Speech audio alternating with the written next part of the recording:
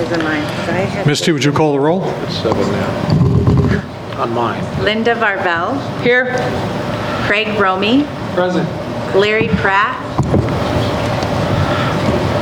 Melissa Niles, Present. Bill Lukens, Here. Deborah Johnston, Here. J.R. Huddleston, David Burris. Thank you. All right, and for our attorney, 5 is a quorum. We're okay to go ahead? It is. It is. Five is a quorum. 5's a quorum. All right. Would you join me in the Pledge of Allegiance? I pledge allegiance to the flag of the United States of America and to the republic for which it stands, one nation, under God, indivisible, with liberty and justice for all.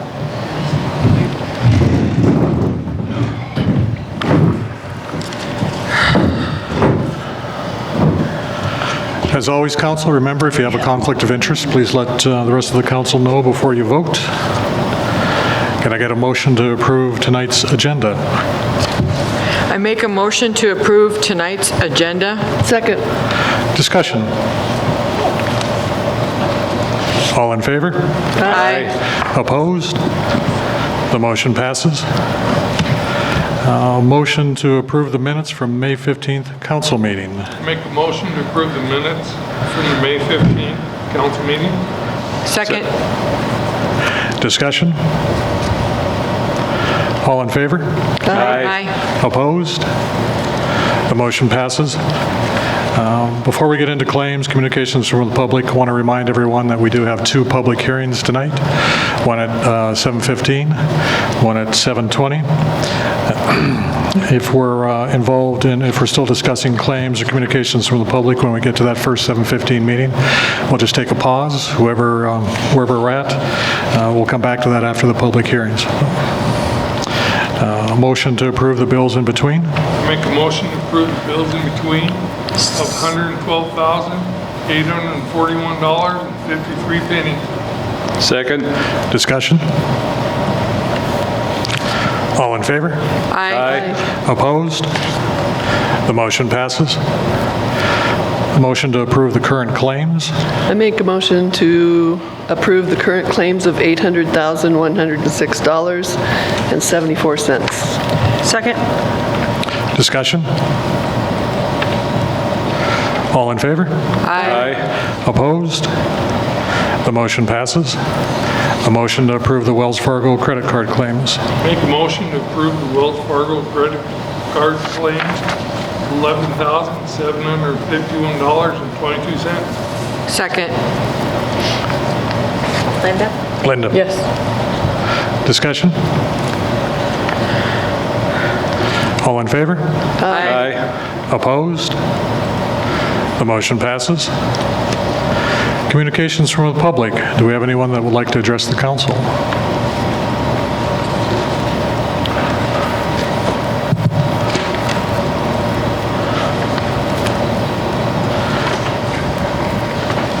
A reminder that we ask you to keep to 5 minutes per speaker. Yes, sir. Gerald Colligan, 1038 Evanston Avenue. Member of the Parks and Rec Committee and also an ELK member. My question is the status of the basketball poles up in Butler Park. Just wondering where that project is.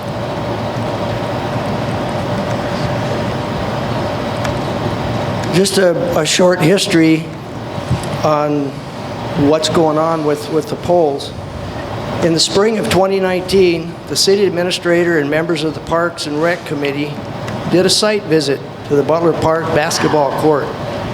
It was agreed by the group to add 2 more baskets on the west side of the courts, funded by the Elks. The city administrator decided on the design and ordered 2 basketball sets. The Elks wrote a $2,600 check on 6/12/2019 to the city for the poles and materials for a tennis backboard for the tennis courts. The city built, painted, and set the backboard. The poles have been in city storage since the fall of 2019. And that's the main reason why the Elks are wondering, you know, what the status is of what's going on with that project.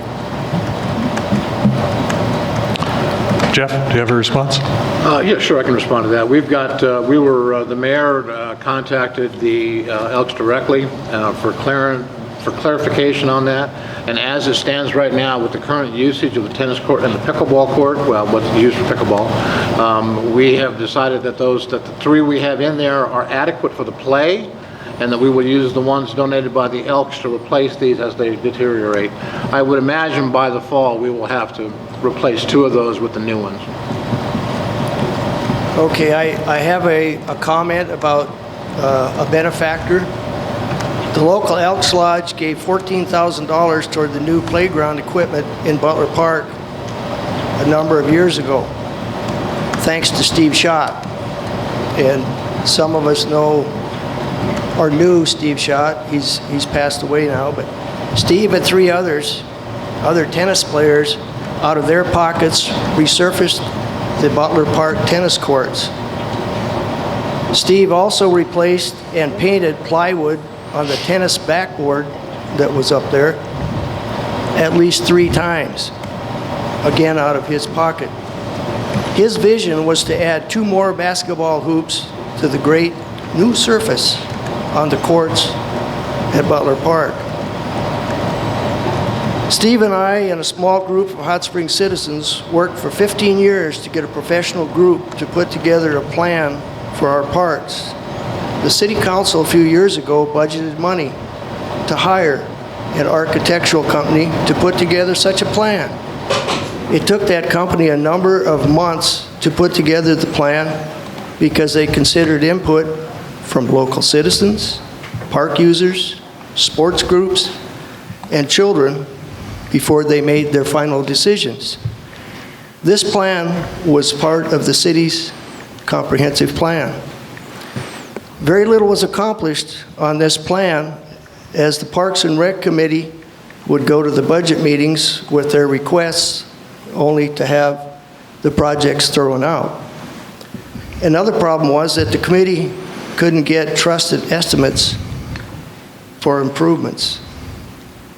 The Elks would like to keep Steve Schott's vision alive with symmetrically placed poles and backboards installed on the west side of the Butler Park basketball court and the old existing pole taken out.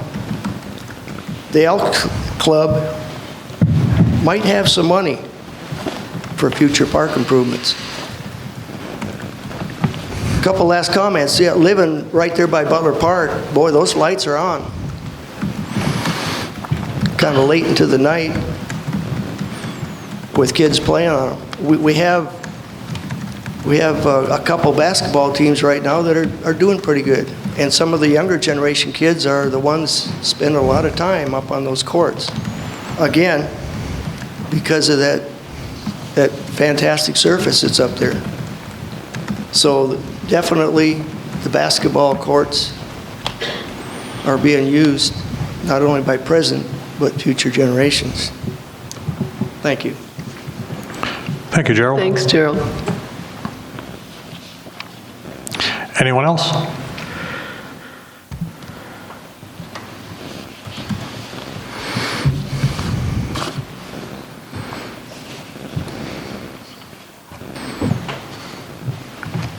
We're at 7:10. I'd like to skip over the public hearings at this point, the 7:15 one, and go to council updates. Tracy Bastian isn't able to join us tonight, but he did give everyone on council a project update. This is related to the road reconstruction project. His update: drier weather is allowing crews to resume preparing surfaces and placing concrete pavement. As everyone has been through town. I imagine they've seen asphalt or cement going down on River Street. The University intersection is also making some progress. They've got some cement put in there. The only utility work related in the near future will be the lowering of the water main near the 6th Street low water bridge, that's the dip bridge, to allow for the change in grade that will be put in place for the new 6th Street routing. Getting the utilities in place yet this year, but the actual work, road work in that section of the reconstruction is scheduled to begin next spring. Council, any questions? Public, any questions?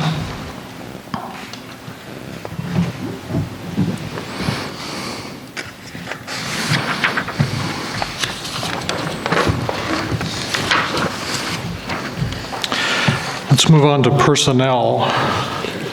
Can I get a motion to approve personnel actions A through N?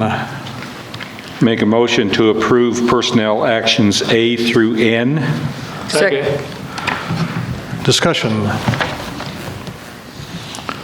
All in favor? Aye. Opposed? The motion passes. Move on to our resolution, Resolution 2023-13, a resolution to appoint the 2023 Election Board amended. Make a motion to approve Resolution 2023-13, a resolution to appoint the 2023 Election Board amended. Second. Discussion? Misty, could you update us on that one? Yeah, one of the clerks had a scheduling conflict, and after she committed, determined she was unable to attend, so the alternate stepped up like she was supposed to.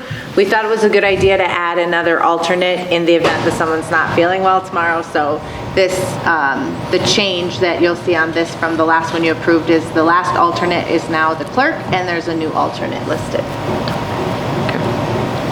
Any questions? All in favor?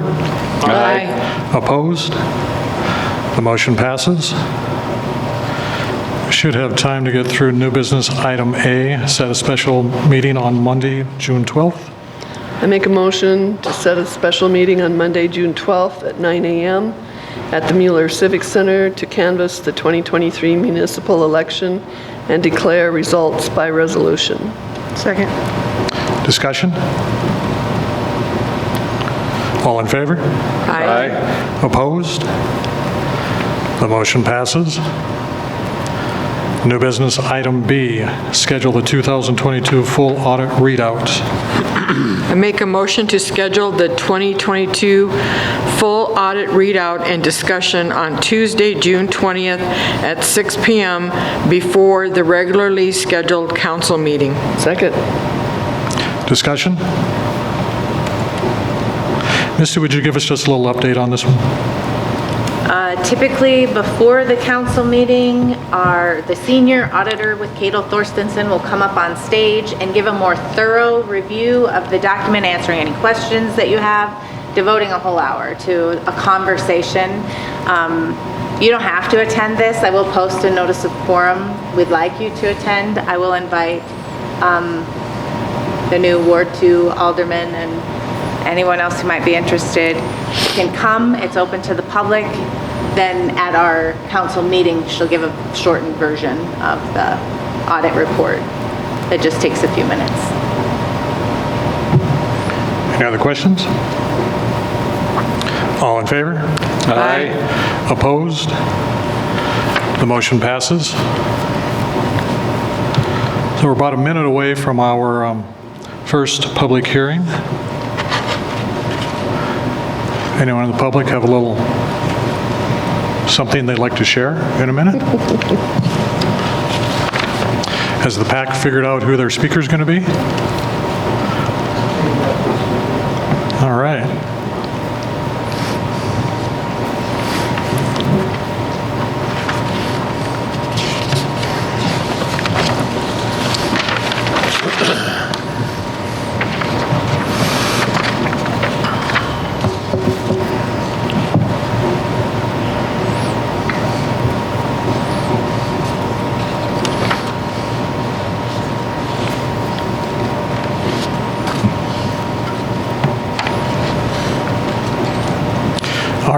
at 7:15. I'd like to open up a public hearing to act on the license application from Hot Springs Rotary Club for a special sale alcoholic beverage license application for the 4th of July dance event on July 3rd, 2023 at Centennial Park, 275 North Garden Street. Is there anyone in the public that would like to address that?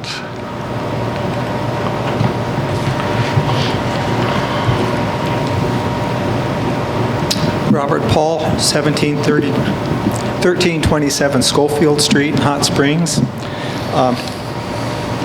As this is a public hearing and I am a member of the public, I would like to state that I have concerns with these type of events providing alcoholic beverages.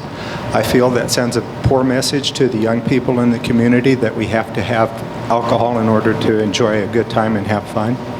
I've made this comment before. I'm warning you. I'll make it again. Thank you. Thanks, Robert. Thank you, Bob. I wouldn't consider it a warning. You're certainly free to, share your opinion, and it is valued by council. As they've, stated before, they're very limited in what they can do to judge whether the application is approved or not. But we recognize that you're concerned with it and appreciate that you're willing to step up every time and share your concern. Thank you for that. Anyone else?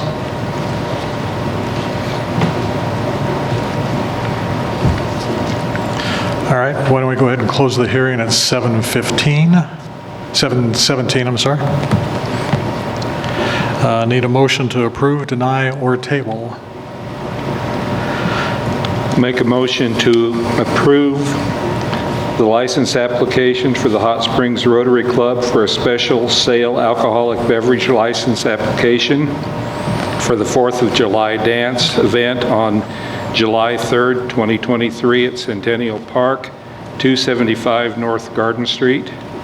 Second. Discussion.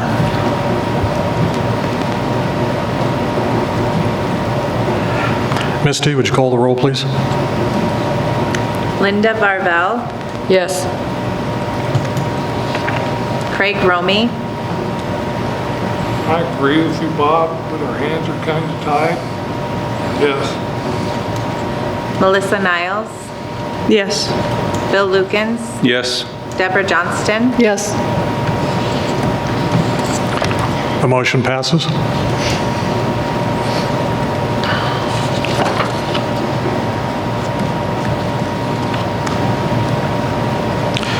I think we should have time to get new business item C, a plat of Sure Tract North and Sure Tract South.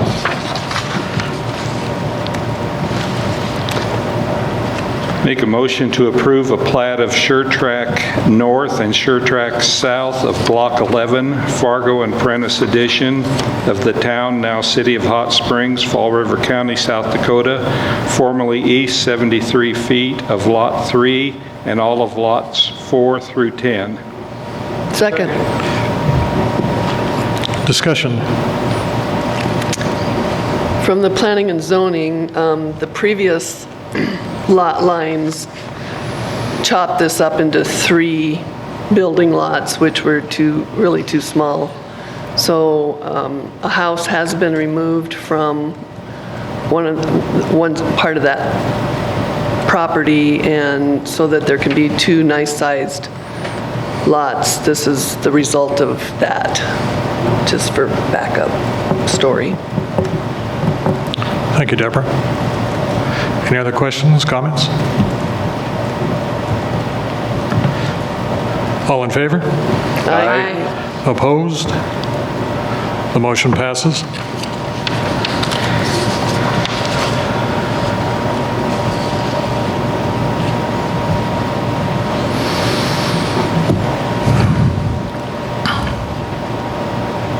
We're almost at the 7:20 public hearing.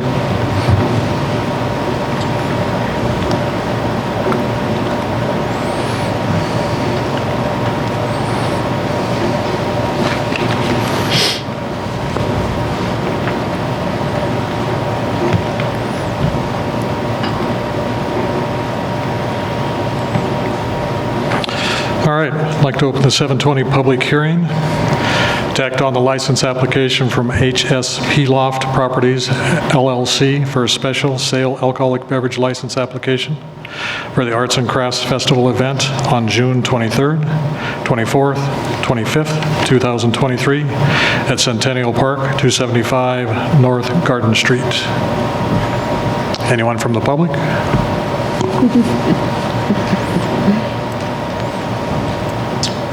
Robert Paul, 1327 Schofield Street. As this is an event that is held every year, and it is geared for family, basically, as opposed to anything else, I really strongly say that I have concerns and objections to having this type of event, providing alcohol. I feel as though it's a very poor example to be setting for the younger people of the community that we have to have alcohol in order to have fun. I realize the constraints that you folks are under, but as this is a public hearing, just stating a public opinion. Thank you. Thank you, Robert. Thank you. Thank you, Bob. Anyone else?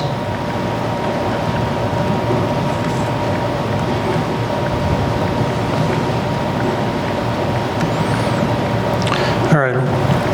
With that, why don't we close the public hearing at 7:22? Need a motion to approve, deny, or table.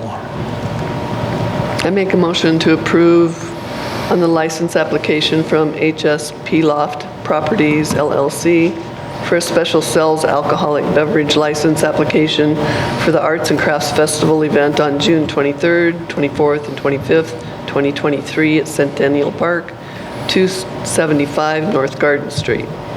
Second. Discussion? Misty, would you call the roll? Linda Barvell, Yes. Craig Romy, Yes. Melissa Niles, Yes. Bill Lukens, Yes. Deborah Johnston. Yes. Thank you. The motion passes.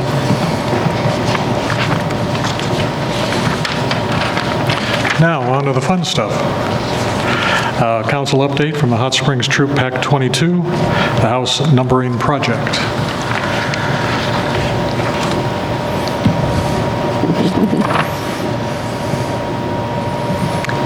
You need to speak close to the mic for it to work correctly.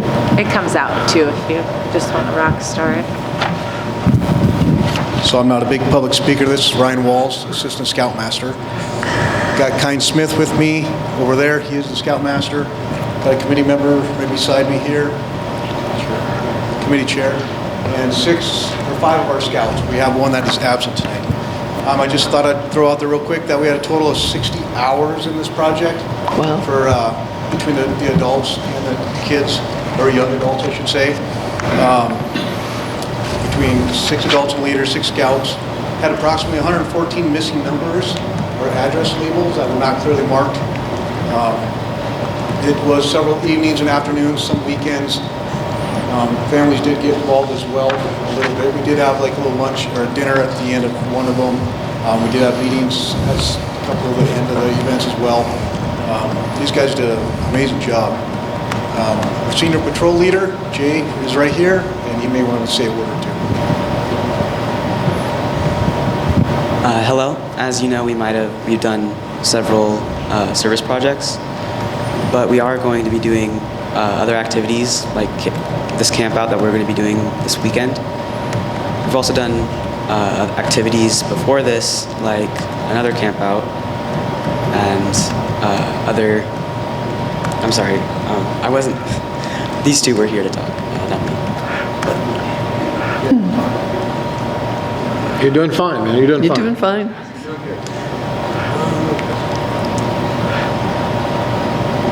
We also helped with the Memorial Day service at the state home.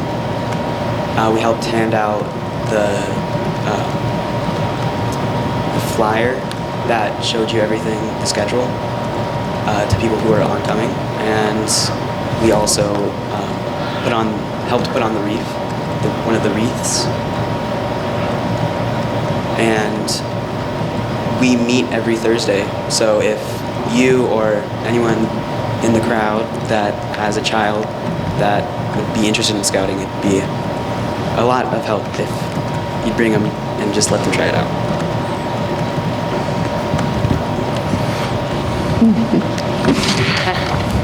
We do have a couple scouts here that does have the packet. If you guys don't mind, a couple of you guys, or 3 of you guys, or everybody if you want, go present the packet with the addresses, please.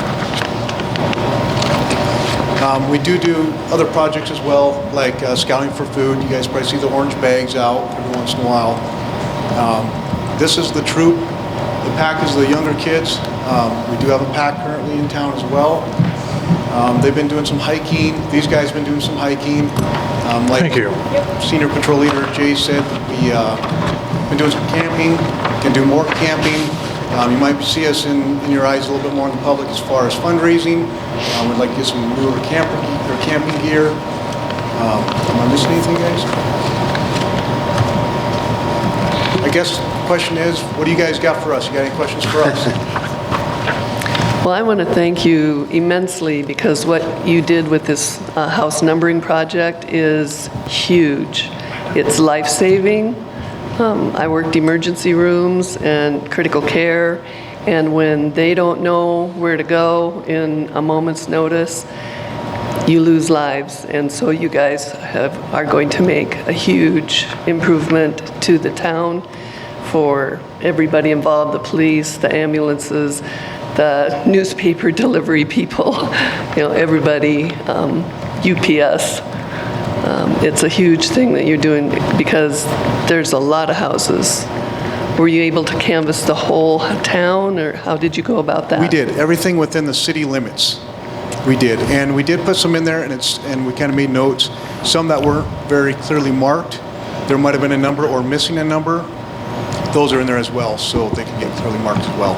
Excellent. Being a first responder, I know exactly what you're talking about as far as knowing which house number you're at. When we spotlight houses at night, we need to have that number, especially with me where I'm not out there all the time. Yeah. So, yeah. Bill, would you kind of update everybody on how this got started and why we reached out to the Scouts? Sure.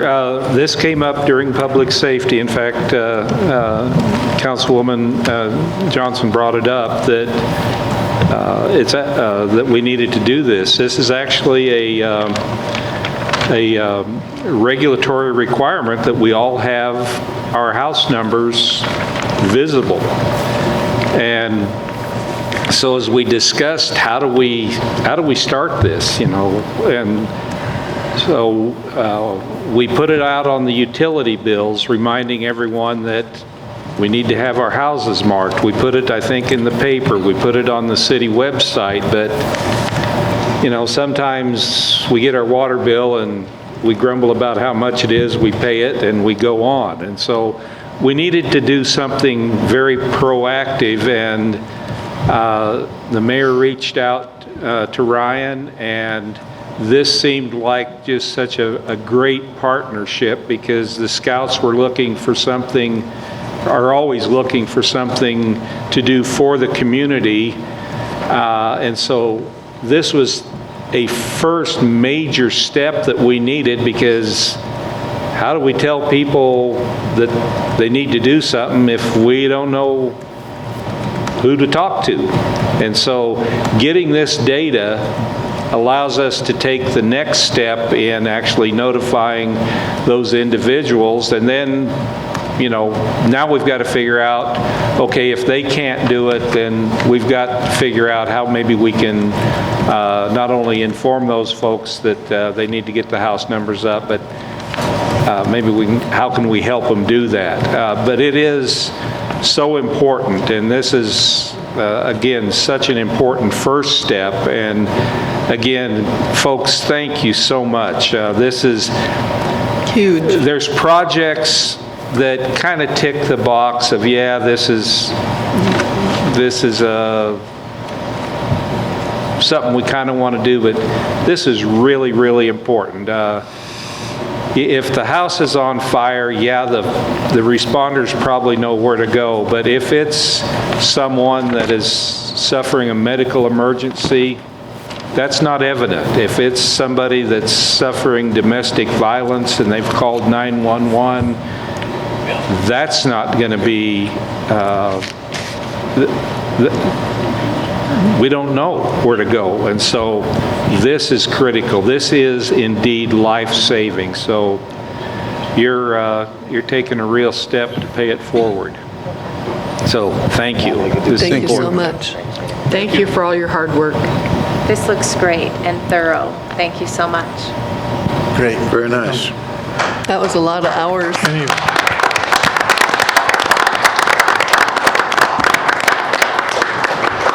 People don't realize how much effort has to go into such a simple sounding thing. Right. 60 hours is a As we were driving some of the streets, I was wondering if we were ever going to get called in for stopping and pulling over, stopping, looking at people's houses, but apparently not. Nobody got a hold of us, so.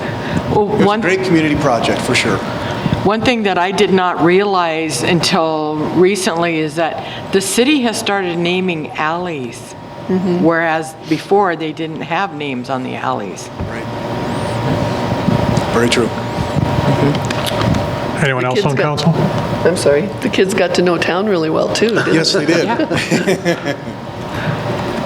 We had a lot of fun.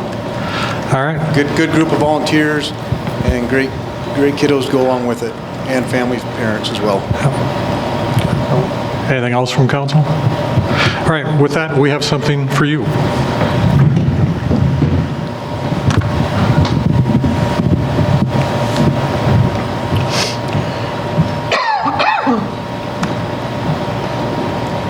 As Bill said, recognizing how huge this is, and with the giving back to your community, we want to give you something. For each of you, we have a certificate of appreciation from council.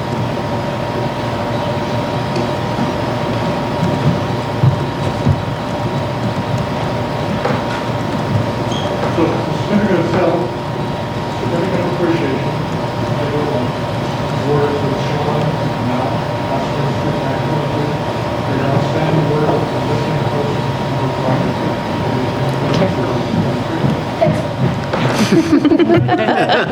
You're good, right there. That's fine, stay right there. You're good. Love the enthusiasm. Public Safety Participation Certificate of Appreciation. Hot Springs City Council and Public Safety Committee acknowledge this efforts and express our appreciation to the members of Hot Springs Troop Act 22 for the work in this in-house work. Your individual volunteer work towards this important project is providing a critical first step to gathering information for homes and missing members, contributing to local enhancement of emergency response for law enforcement, fire, and emergency medical services. And signed by everyone on council, each of you. What I would like to ask is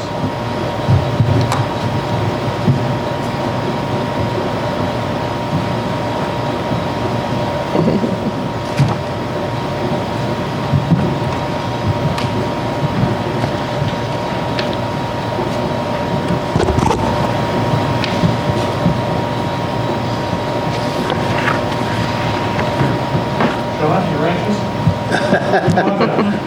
Come on down.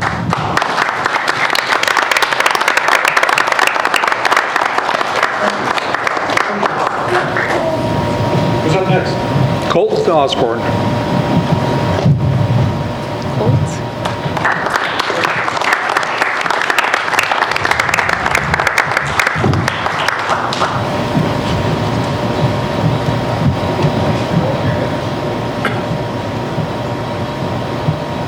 Nolan Ramarcher? Am I saying that right? Ramaker.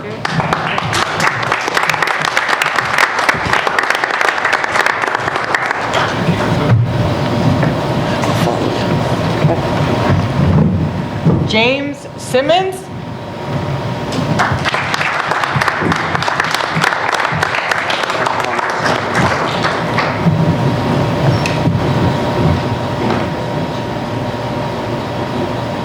Anaya Simmons?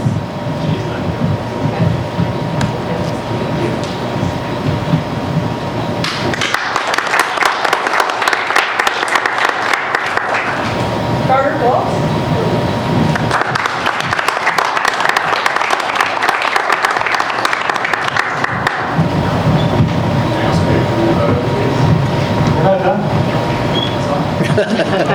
Now you're anxious. Ryan Walls?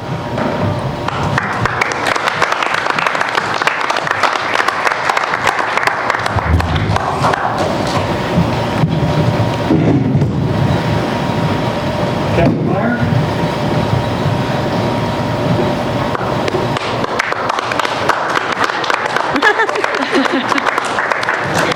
I can't jump the stage.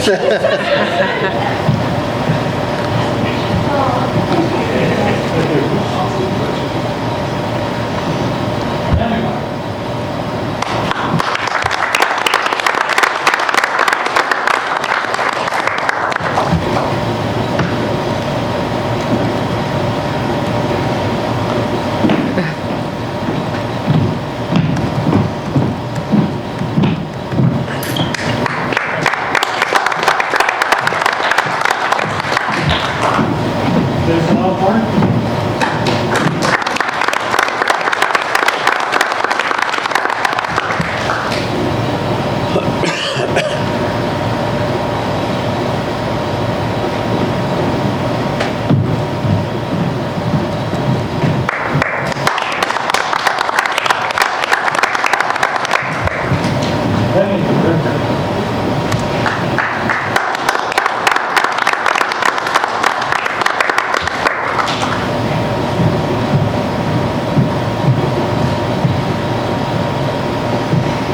And Connie Smith.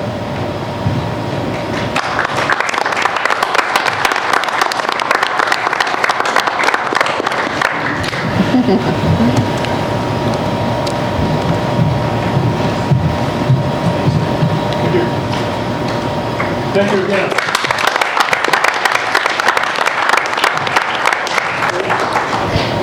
It's things that make me on council. We look forward to these opportunities. All right. Sure.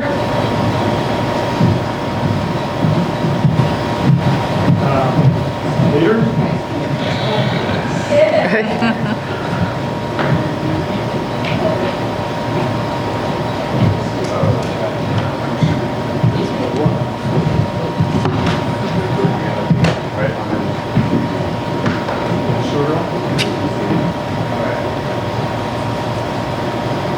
Y'all got to smile, come on. Brett takes the best pictures. Great job.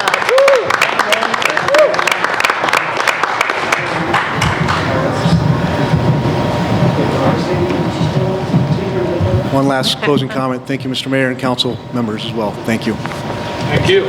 Thank you.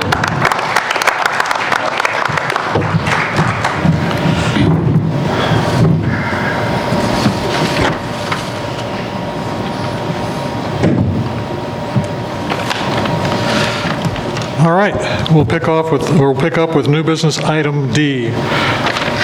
Authorize the mayor to sign a contract. I make a motion to authorize the mayor to sign a contract with the Missoula Theater Group to confirm the dates of the 2024 workshop, May 6th through 11th, 2024. Second. Discussion.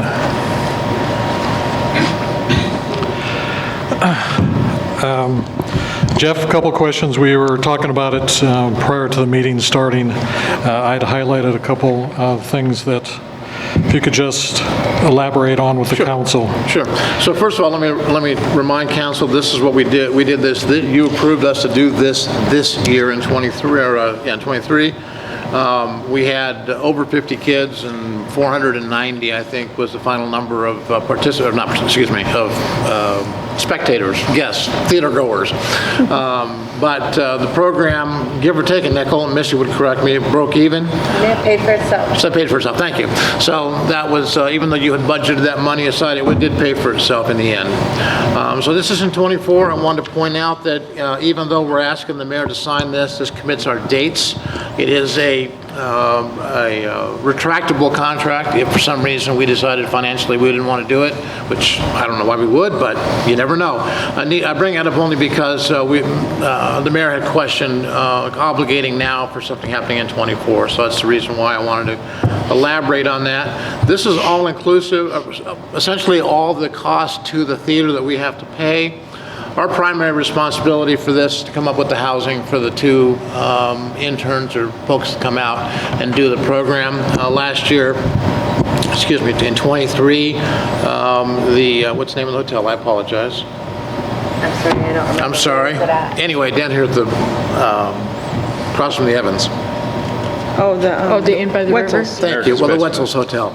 All American. Right. So the Wetzels had kindly donated those rooms to us, and so we had no cost there either. So, And the deposit, they're waiving the Right. deposit. We don't have to pay a deposit either. We just need to submit a contract. Is that right? That's exactly right. They'll waive it and just include it in the whole price. Because they know we're good for it. Yeah. So subject to your questions, that's it. Any questions, council?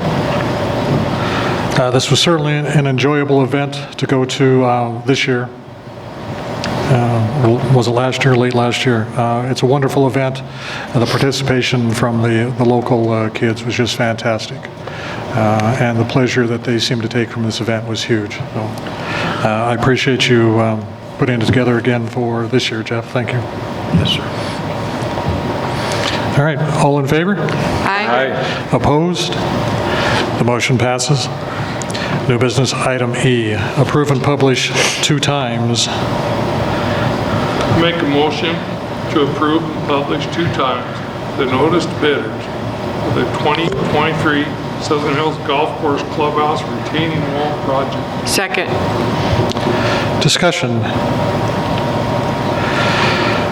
The public may not be aware that the retaining wall directly to the north of the pro shop at the clubhouse is failing on the northwest end of it. Last year, council approved hiring an architect to take a look at what it would take to rebuild that wall. And this is the notice to the bidders for them to give us some bids of getting that wall replaced. All in favor? Aye. Opposed? The motion passes. New business item F, set a public hearing on June 20th, 2023 at 7:20 PM. Make a motion to set a public hearing on 6/20/23 at 7:20 PM on the use permit and review for Steve L. Schmanik to construct 2 single metal pole, double-faced billboards on properties at Truck 18 Bucket. Before we get a second on that, would like to mention that Misty handed out an update, and instead of Stephen L. Schmanik, it would be Pine Tree Investments, Inc. Is that, That's am I saying that correctly, Misty? Yes. And it is still Steve Simonik who is applying, but the name of the owner is Pine Tree Investments. So then it would be a permit on review from Pine Tree Investments? Is that correct? By Steve Simonik, yes. Okay. Are you okay with that, Craig? I am. All right. Second. Okay. Discussion? I'd like to make a comment. All of us here should know, but it's been several decades ago when billboards were rampant everywhere. And I'm not sure how it came about or got done, but the billboards all came down because they were deemed, a distraction to drivers. They obstructed the view, and I don't know what other reasons, but all of a sudden we could see our countryside because there weren't any more billboards. And now for some reason they've been coming back, and they've been coming back in hordes. One example is just south of Sturgis. There's this billboard after billboard after billboard, and it's just horrendously ugly and distracting. There's already 7 billboards on the truck bypass, And I really would like to discourage it from taking away from the beauty of the drive. You know, there are signs for businesses, and I think that's plenty to be putting up. So I would hope that anyone who's going to be around that area and then you add lighting to these billboards, and that goes beyond where these billboards are. Lighting is very invasive. And so I would just think that we should be more cognizant of our signage, our wayfinding signage, and how billboards affect that as well. Thank you. So this motion is to set the public hearing, not approve the billboard itself.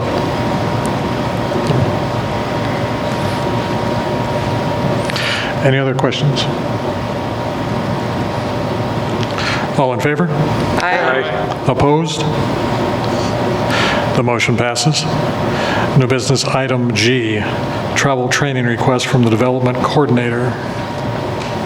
Make a motion to approve the travel training request for Development Coordinator Scott Sogi to attend the SDBOA Information and Training Conference 6/8 through 6/9 in Sturgis, South Dakota. Second. Discussion. All in favor? Aye. Aye. Opposed? The motion passes. New business item H, a travel training request from librarian Heather Lee. Make a motion to approve travel training request from librarian Heather Lee to attend the South Dakota Library Institute training June 4th through the 9th in Aberdeen, South Dakota. Second. I'm sorry, second? Thank you. I'm sorry. Discussion? All in favor? Aye. Opposed? The motion passes. On to our committee reports, Administrative and Finance. Melissa. The Administration and Finance Committee met today, June 5th, at the Mueller Center. Attending was Craig, Jeff, Deb, Misty, and myself. Misty updated the committee on the current financials of the water and wastewater project, looking at possible October, November for the loan transfer. We discussed the acreage out on Hot Brook Canyon. We made no update to the quarry property. We okayed surplus of half of the 7 acreage in the Hot Brook Canyon on the south side of the road. On 100 acres, we had no movement. Misty updated the committee on recommendation of Casey Burns of the project manager Midwest Assistance Program. She recommended no sewer increase and a 7% in water. No movement on water rates were made. Final decision will be made in the fall. Information will be made available to the City Council on the COHS personnel policies and safety manual, which is available now. They will be finalized in the next admin finance meeting in July 3rd. Committee recommends a 15% increase to the top step and 50 cents to longevity. Matter will be decided at the next council meeting. Committee is looking at raising city liability insurance from $1 million to $2 million. Numbers will be discussed at the budget meeting in July. New business per diem discussion was tabled. Jeff discussed 2 requests for reimbursement or fee waiving costs at the Mueller Center. Keep Hot Springs Beautiful requests a fee reduction for the use of the Mueller Center during the rummage sale. Committee denied. Mural Group discussed reimbursement for painting the mural wall. Committee denied. Both denies were based on previous contracts. A new copier is needed for the city office. Contract for the copier will expire in August. Copier is 12 years old. Misty will look into the cost comparison of purchasing versus leasing. Recreation Director job description is tabled. Committee recommends negotiations with the county on the dispatch contract. A special meeting will be held June 12th at 9 a.m. to canvass votes and declare winners. Ms. Chu's report is tabled. The next admin finance meeting will be July 3rd, 1 o'clock at the Mueller Center. Any questions for Melissa? Thank you, Melissa. Airport Advisory, Bill? Okay, I've got both the May 5 and the June 1 reports, so if you'll bear with me, I'll try not to duplicate because we've talked about a lot of the same stuff. We met on May 5, 8:30 at the airport. Members present were Shane Miller, Mark Boxbaum, Gary Telkamp, and Petra Wilson. Employees were Rick Breitenbach, Jeff Temple, and Tracy Bastian. Elected officials were myself and Mayor Nelson. Members of the public were Charlie Baker from KLJ, John Anderson from Southern Hills Aviation. I'll give you a T-hanger update with the June 1 report. Monthly fuel sales. In March, we sold 725 gallons. In April, 1,343 gallons. Flight operations. In March, we had 36. In April, we had 65. In March, we had 1 balloon launch and no landings. In April, we had 1 launch and 6 landings, so we're catching up. Hangar utilization, 100% in the city hangar and 100% in the old hangar. The fly-in golf tournament was canceled, and we're still working on the land lease agreement.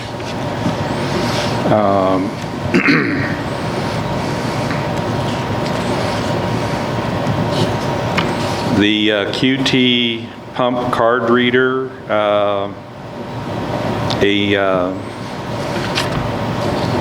new reader needs to be installed. That product won't be ready until next year. It's going to be about a $850 to $950 project. That'll probably, or that needs to be part of the 2024 budget. We started a new agenda item, airport observations, opportunities for improvement. I won't go over those, but it's something we will cover each month in the meeting. And so we'll end April or May's meeting with that. For June's meeting, members present were Shane Miller, Mark Boxbaum, Gary Telkamp, and Petra Wilson, Rick Breitenbach, Jeff Temple, and Tracy Bastian, myself, Chase Pallow with High Country Erectors, and Clint Busenich was there. T-hanger updates. The survey for the footings has been completed, and KLJ is reviewing that. The compaction is complete, so any rain and weather should not impact the next phase of the work. The next phase is the gravel. So there is actually discernible progress on the T-hangers. In May, we sold 1,302 gallons of fuel. We had 75 flight operations, plus an additional 10 air tractor operations.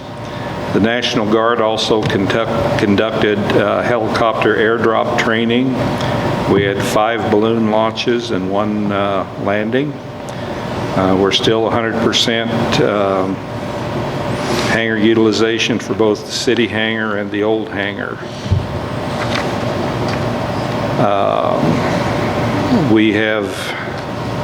The committee has reviewed the final, what we hope is the final land lease agreement update. We also reviewed, and the committee is recommending $165 a month for the T-hangers. The installation of the T-hangers will not include a paved apron. So because of that, looking at what everyone else is charging for T-hangers, we recommend $165 a month until we can get those aprons paved. Once the apron is paved, we recommend the rent goes up to $175 a month. But for the end hangers, which are larger square footage, we're recommending an additional $20 a month.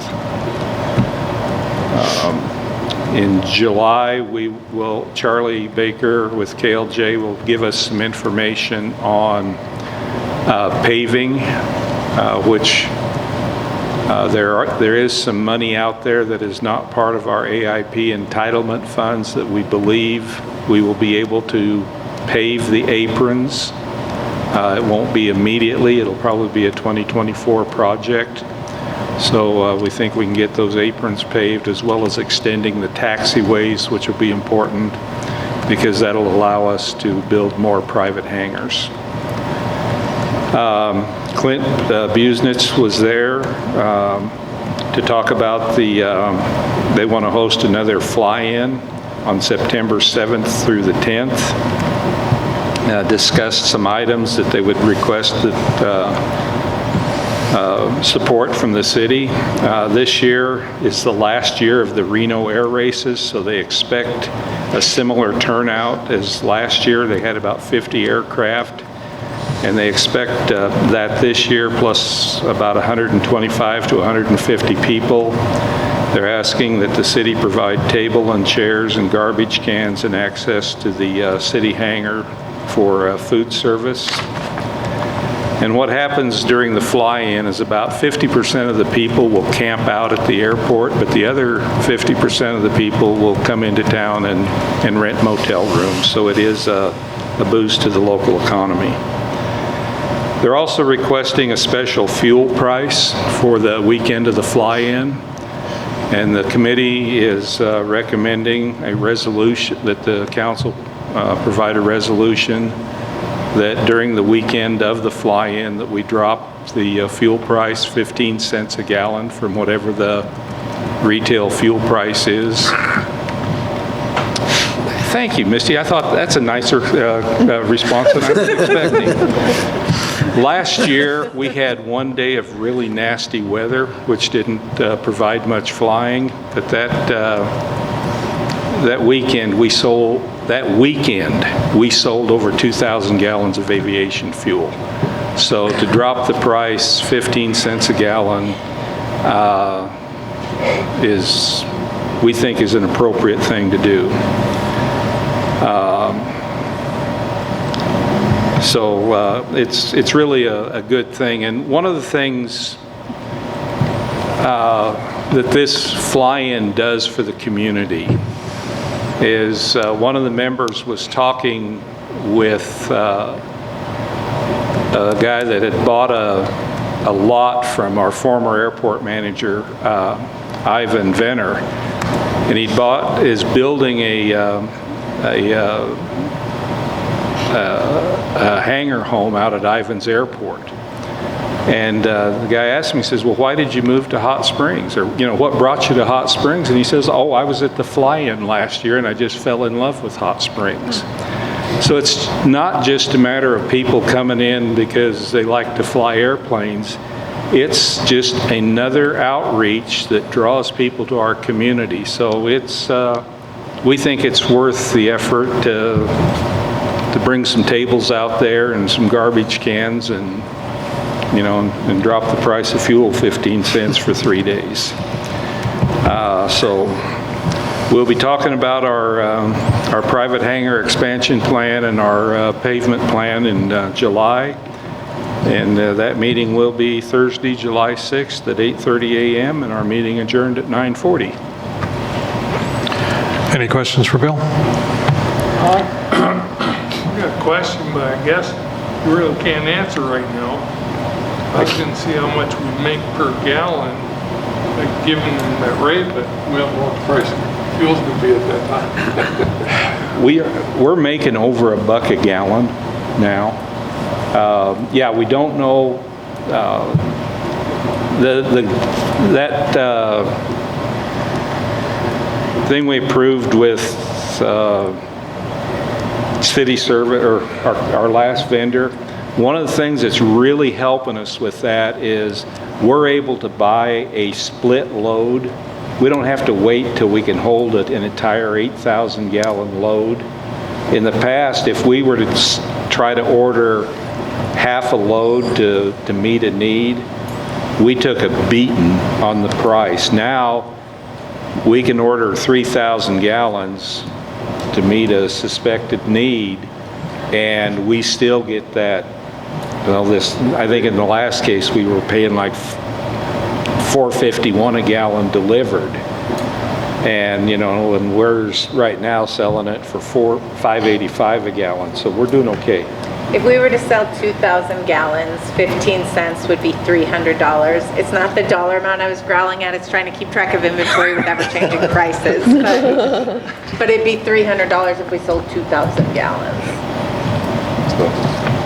Have you looked into transportation for people to come to town? Like, would Prairie Transit be an option to make Four rounds? courtesy cars now? We are going to reserve one courtesy car to go kind of back and forth, and then we'll utilize one or two of the courtesy cars if people actually want to rent it and use it as our rental car if they want to go elsewhere. But what these folks do is they've got meals set up at ranchers' airports and other airports around. So they'll get up in the morning, they'll jump in their planes, and they'll fly to Hay Springs, or they'll fly to Rushville, or they'll fly to some rancher's house and have breakfast. And then they'll fly around and they'll look at Igloo, or they'll fly over Fort Robinson, and then they'll come back. And so it's literally a flying weekend for them. So, and that's what we want them to do, is we want them to fly around and come back and gas their planes up. And they also have their own fleet of, Suburbans, I think he said 2 or 3, that they were going to bring up. Yeah. For uses, for their people as well, yeah. Okay. And We'd just like to get them to come to town a little bit. And Oshkosh, I think it's Oshkosh, Wisconsin, is the biggest fly-in in the nation. And they're talking about Hot Springs Airport and the Hot Springs fly-in at Oshkosh. So Nice. and that's part of the reason we need to figure out how we can extend our taxiway, because people want to build hangars here and they want to be here. And the more private hangars we can get means more airplanes, which will increase our FAA entitlement funding. So we do have a long game in mind. Sorry, kind of got on my soapbox there. Any other questions for Bill? Thank you, Bill. Custer Fall River Regional Waste Management, Craig. I gave all the finance stuff to Misty and she put it in paper, I guess?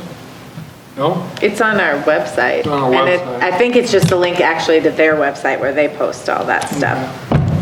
But Mike Glenn,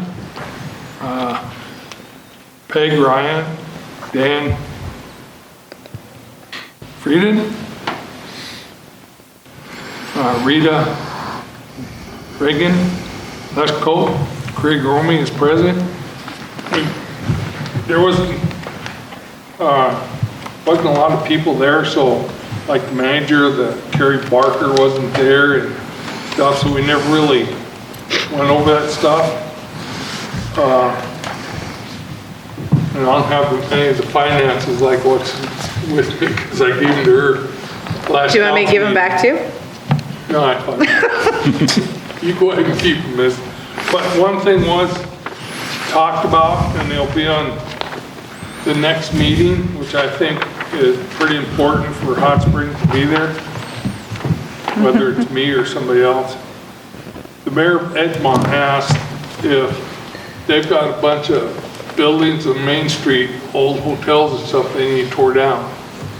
And they asked if there's any reduced charges that the cities can have for the landfill. And y'all know me and taxpayers. I says, I have no problems with that, but if we give reduced charges to cities, we need to do it to taxpayers too, because the taxpayers own the landfill. All the taxpayers, whether it's city, Deb, Linda, all of us. So we're gonna talk about that the next, it wasn't on the agenda, but she asked the question, so it'll be on this next agenda, and I think it's pretty important that, you know, if we do that, we need to pass along myself. So that will be on the next agenda, and our next meeting is July 13th. And it's at 6 o'clock? I think it's 7. That's why I said 7? Right here at the Community Center? Is that a Friday? I don't have a calendar with me, so I don't know. Shouldn't be. Friday the 13th. It's not, it's a Thursday. Thursday? What was the day? The 13th. July 13th. Any questions for Craig? So you were saying give them a break, the city of Edgemont a break on taking down some buildings? Would that also include like whoever's providing, I guess you call it the big rollbacks to haul that? I mean, that's a separate company. Yeah, they're asking for the dumping fees. That's all To be stuff that'll reduced. be discussed. Okay. Okay. Unless the city of Edgemont hauls out with dump trucks.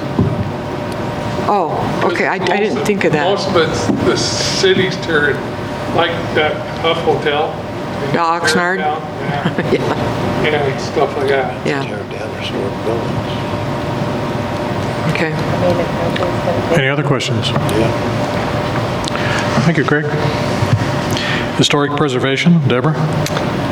They met May 3rd, and Pat Like, Kara Hagan, Joe Mueller, Scott Sogi, myself, Jeff Temple, and Mayor Nelson were there.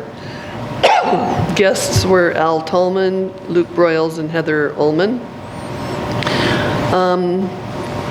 Al Tolman was communication from the public from the American Legion Post 71, requesting to install an identical digital sign like the one that's on the north-facing wall.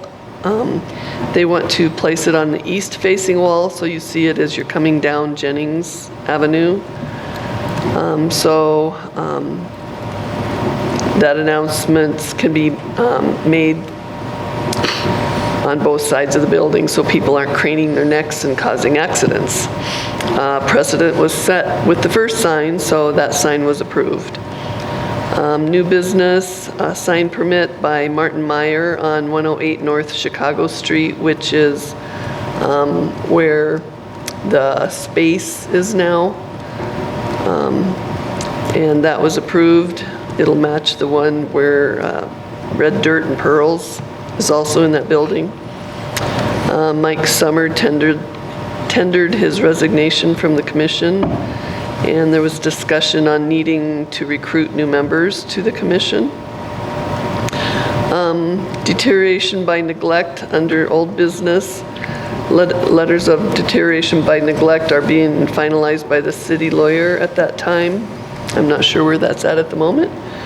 And will be sent as soon as possible to about 243 North River Street, which is the building to the right of City Hall, and 611 North River Street, which is the Bodega building to the left of the Red Rock River Resort. Also, the Hot Springs Historic Commission website changes are being discussed by Steve, the president, and the city website IT people. Also, they will be placing links to the Helen McGee room at the library. Also, discussion was had at Steve did attend the South Dakota Historic Conference, but he was ill that night, so he'll be reporting on that this next meeting. Discussion about a need for someone knowledgeable in grant writing to look into our grant options. Save Our Sandstone update. QR codes are in the design phase to put on the buildings. And chamber update. The board has plans to go back to the Soak In branding. and the city website will follow suit when that occurs. That adjourned at 5:50, and the next meeting is this Wednesday, June 7th, 5 PM here at the Mueller Center. Any questions for Deborah? Did you, that first thing, the sign you was talking about, is that the Legion you was talking about? Yeah, the digital signing with the You notifications. wanted to put a bigger one up, right? It's the same size as the one that's on the front of the building, Put it on the side? but on the side, just around the See, corner. the state came to us with businesses putting signs like that up because it distracts people driving down the street and there's accidents because of that. Do we have to talk to the state about that? There was discussion on the first one about there being specifications and requirements that they not change the messaging too quickly for that reason. And it couldn't be flashing and distracting. So that was discussed when the first sign was approved with DOT. I have a couple things. We participate and pay membership dues to the Black Hills Council of Local Governments, who have offered us assistance on grant writing for big grants, little grants, all of the grants. So I'll get you some contact information for those that work there. Our website updates, is he visiting with Zoe or Ariel? Do you know? Zoe, I believe. Okay, great. Yeah. She recently did some QR codes for us to put on nuisance pamphlets that link. We found a free QR code app and created it, and it links right to the website. So if there's some delay in that project, she may be able to help with that as well. Okay, excellent. We're just right now trying to get a logo for these. They're like stick-on plastic signs to put in the windows of each of the stores or each of the buildings with the QR code on it. We have all the QR codes that are linked, but we just need the sign to put into the window. And we've got mock-ups being designed by Kurt. What's his last name? Who used to do the signs? The sign guy. Wow. Yes. And I guess we'll be looking at those this Wednesday. I've got one more question. I thought the last meeting, when we was talking about the wayfinding sign, we was talking about the picture city. Right, we're changing from that Is back that coming to up to the council to back vote on to that? Sokin. Vote on it before. It's through the through the chamber. It was changed through the chamber in the first place. I thought we changed from soak it in, I mean, at the last meeting, I thought we were changing it from the soak one to the pictures, back to the picture city. No, it's been back to the picture city for the last couple of years. Why do we keep going back and forth with this? I think partly because there was a huge study with college people, did a marketing study for Hot Springs, and through that study, they came up with that branding, and that branding was adopted. And there was confusion along the way as to the significance of that. Because I know years ago, it used to be the picture city forever. So I was just curious why. Well, there's lots of picture cities all over this country, but we're about the water.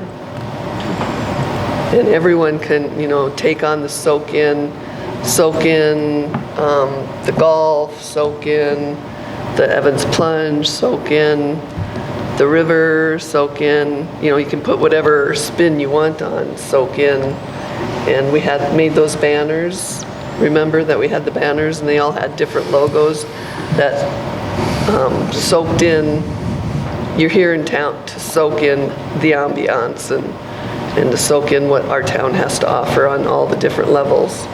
It's not just a picture city. I got no clawfoot tub, I'd rent it out there, go soaking that. We could put that in the park, that'd be kind of cool. So let me give you a little background on soak in versus the picture city. The timing was good. when we switched over to the Picture City, in that we had recognized that the web provider with our old website wasn't very flexible, and there were limited changes that we could make to it, and it was difficult for us to make them ourselves, so we always went back to the provider. So I had advocated for changing to a different web provider that was more robust and would allow us to make changes on the fly that we thought were important. That was at the time that the Chamber was also looking at changing their branding, is the term that I've heard them use. And they had looked at using the Picture City, recognizing that that had been used in the past. They'd asked how I felt about going ahead and changing from Soak-In to the Picture City to coincide with their change. And because we were changing, I went ahead and did that. I didn't ask council whether we should do that or not. It made sense. It was the recommendation of the council.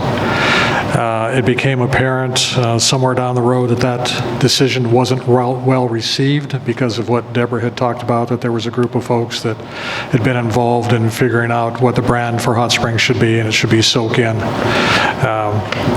So there's a push now to go back to Soak-In away from the Picture City.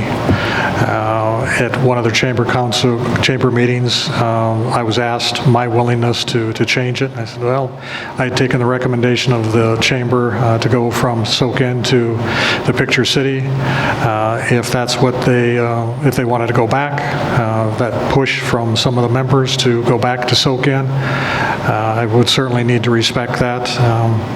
Am I hearing from council that you want to make the decision of what that should be, whether it should be Soak-In or the Picture City? I think it should be the council that changes things like that. One thing. The chamber pays for most of the marketing and advertising. Chamber and bid market and advertise the city. That's their area of expertise. So you don't think the city, the council that runs the city should have any say about it? No, I think you should, but I think it should be at the chamber meetings. If you're interested in it, and they're the ones that are, working with the specialists in that field, making recommendations to us on what we should and shouldn't do, I think that we should listen to that, but. And that's the way it's been done all along, is through them. Yeah, I don't remember ever making a motion to be Soak-In, to change to the Picture City, now to change back to Soak-In. I think that you should have a say. I think where that say should be had is probably at those committee meetings. The problem is, it's going to confuse the heck out of people. Because, it used to be the Picture City, and then for 3-4 years it was Soak-In. Apparently that's an industry standard to change your. And it used to be the southern gateway to the Black Hills. I remember that one too. To freshen up your marketing campaigns. I don't know. Name it I'm not a after the specialist. Mammoth site, something about that. Yeah. To the point you made, Misty, about it's not uncommon to change brands. That was one of the pushbacks from the individuals that are advocating for going back to Soak-In Hot Springs, is that shouldn't change. That should stay the same through the years. Again, I followed the recommendation of the chamber when they asked, would I be willing, while we were redesigning the website, to change from Soak-In Hot Springs to the Picture City, to be consistent with what they had on their website.